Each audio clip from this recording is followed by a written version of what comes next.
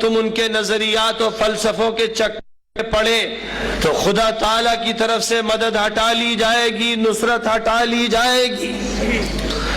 اور جب خدا تعالیٰ کی طرف سے نصرت و مدد ہٹا لی جائے گی تو کوئی طاقت کام نہیں آئے گی. پھر تمہارے ملک کے بڑے بڑے حاکم غلاموں کی طرح آج کے کافروں کے جوتے اٹھائیں گے.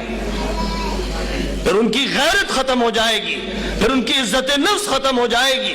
پھر عوام نہیں، رعایا نہیں، تمہارے حاکم غلاموں سے بدتر ہوں گے. کیونکہ اللہ بہت غیور ہے. اللہ ایک سیکنڈ کے لیے اس کو برداشت نہیں کر سکتا کہ اس کے ساتھ کو شریک کیا جائے. ان اللہ لا یغفر ان یشرک بہ ویغفر ما دون ذلک لمن یشاء. اللہ اس کو معاف نہیں کرتا کہ اس کے ساتھ ساجداری کی جائے، اس کے ساتھ شرکت کی جائے. اس کے علاوہ بڑے سے بڑے گناہوں کو معاف کر دیتا ہے لیکن اسے معاف نہیں کرتا. اور عام طور پر یہ سمجھا جاتا ہے کہ اس کا مطلب یہ ہے کہ آپ بت کے سامنے جھک جائیں، قبر پرستی کریں، بس یہ شرک ہے. اس سے بڑا شرک آج کا وہ طاغوتی نظام ہے جس نے اللہ کی شریعت کا سرکش و باغی بنایا ہے. شرک تو شرک ہے ہر حالت میں، لیکن جو شخص قبر کو سجدہ کر رہا ہے وہ مسجد میں بھی جا کر سجدہ کر رہا ہے، حضور پاک علیہ السلام کا نام محبت سے لے رہا ہے، صحابہ کرام کے تقدس کا تذکرہ بھی کر رہا ہے، وہ بھی گمراہ ہے کہ اس نے ایک باطل کو حق کے ساتھ ملا دیا. لیکن آج کے طاغوتی نظام کے ساتھ جو لوگ ہیں جو اس کی پیروی کر رہے ہیں، موجودہ نظام کے جو جز بنے ہوئے ہیں، وہ اللہ کے باغی، نبی کے باغی، قرآن کے باغی، صحابہ کے باغی، اولیاء کے باغی، کفر کے کندے، شرک کے ہرکارے ہیں. وہ زمین پر لعنت ہے. آسمان والے انہیں نحوست سمجھتے ہیں.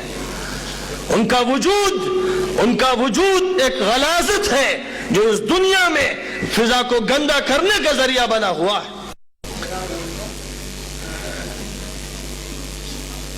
اللہ تعالیٰ نے صاف فرمایا فَمَن يَكْفُرْ بِالطَّاغُوتِ وَيُؤْمِن بِاللَّهِ فَقَدْ اسْتَمْسَكَ بِالْعُرْوَةِ الْوُثْقَى لَا انفِصَامَ لَهَا وَاللَّهُ سَمِيعٌ عَلِيمٌ.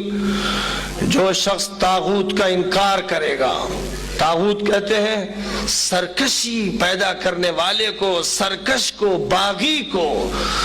وہ باغی فرد ہو یا جماعت ہو یا حکومت ہو یا قانون ہو یا سسٹم ہو یا نظام ہو یا ادارہ ہو یا تنظیم ہو، جو بھی خدا کی بغاوت پیدا کرے. فرمایا فَمَن يَكْفُرْ بِالطَّاغُوتِ، جو انکار کرے گا طاغوت کا، وَيُؤْمِن بِاللَّهِ، اور اللہ پر یقین رکھے گا، اسے مانے گا، فَقَدْ اسْتَمْسَكَ بِالْعُرْوَةِ الْوُثْقَى، وہ مضبوط کڑے کو پکڑ لے گا، لَا انفِصَامَ لَهَا، جو ٹوٹنے والا نہیں، الگ ہونے والا نہیں. اور اللہ سن رہا ہے، جانتا ہے سب کچھ. تو خداوند قدوس کے نظام میں شرکت کا کوئی سوال نہیں. لہذا اہل حق کو خوب جان لینا چاہیے کہ اللہ سے ایک معاہدہ ہے. ان اللہ اشترى من المؤمنین انفسهم واموالهم بان لهم الجنہ. اللہ تعالیٰ نے ایمان والوں سے ان کی جانوں اور مالوں کو جنت کے عوض میں خرید لیا ہے. اب ہم اپنی جان یا اپنے مال کو کسی چیز کے عوض میں نہیں بیچیں گے. امن ملے گا، جان دے دو، مال دے دو. عزت ملے گی، مال دے دو. سیاست ملے گی، مال دے دو، وقت دے دو. تم کو ہم تمہاری تشہیر کریں گے، مال دے دو. اگر کوئی بھی اور مقصود ہوگا، کسی اور چیز کو ہم خریدیں گے اللہ کی رضا کے علاوہ، جنت کے علاوہ، تو یہ سودا غیر ایمانی ہوگا، غیر اسلامی ہوگا، کافرانہ ہوگا. یہاں ایک سودا ہے بس، اور ہر چیز کو ٹھکرا دینا ہے. تم جو چیز بھی لے کر آؤ گے، مال لے کر آؤ گے، عزت لے کر آؤ گے، سیاست لے کر آؤ گے، بلکہ چاند اور سورج کو اوپر سے لا کر نبی کے ہاتھ میں رکھو گے تو ہر چیز ٹھکرا دی جائے گی. जिस वक्त रसूल अकरम सल्लल्लाहु अलैहि वसल्लम से मक्का मुकर्रमा में उस वक्त के मुशरिकीन कुफ्फार ने कहा था कि मोहम्मद इज्जत चाहते हो, क़ियादत चाहते हो, अच्छी शादी किसी औरत से चाहते हो और इलाज मुआलजा चाहते हो, तुम जो चाहते हो बताओ, हम तुम्हें देने को तैयार हैं, लेकिन तुम अपना ये सिलसिला छोड़ दो कि बस अल्लाह एक है और अल्लाह एक है। तुम अल्लाह ही के गुण गाते रहते हो और हमारे बुतों का तज़किरा ही नहीं करते, उनसे अपने ताल्लुक का इजहार ही नहीं करते, बल्कि उनकी मजम्मत करते हो, ये छोड़ो तो हम तुम्हें सब कुछ देने को तैयार हैं। तो हुजूर सल्लल्लाहु अलैहि वसल्लम चूंकि फमन यकफुर बित्तागूति व युमिन बिल्लाहि फक़द इस्तमसक बिलउरवतिल वुस्क़ा के असल नुमाइंदा थे, वही उसवा थे, वही मुक्तदा थे, वही पेशवा थे, उन्हीं को तर्जुमानी करनी थी, उम्मत के सामने नमूना पेश करना था। आपने फरमाया खुदा की कसम अगर तुम सूरज को लाकर मेरे दाएं हाथ में रख दो और चांद को लाकर मेरे बाएं हाथ में रख दो तो मैं तौहीद की ये दावत नहीं छोड़ूंगा यहां तक कि सर तन से जुदा हो जाए।